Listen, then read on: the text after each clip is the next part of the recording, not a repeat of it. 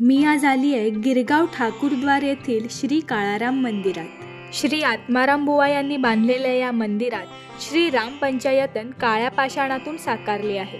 म्हणजेच राम, लक्ष्मण, भरत, शत्रुघ्न, हनुमान आणि विशेष म्हणजे श्री राम यांच्या मांडीवर सीता आहे।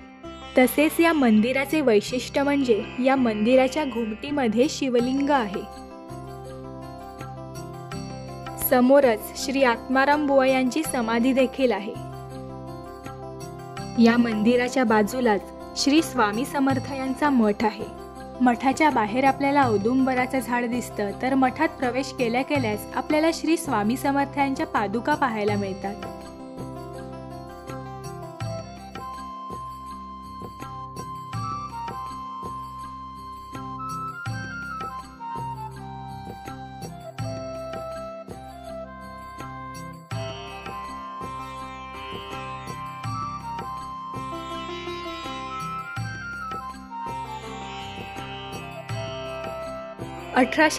मध्ये श्री स्वामी महाराज अक्कलकोट येथे देहावतारात असतानाच श्री कृष्णनाथ बुवा यांनी हा मठ स्थापन केला।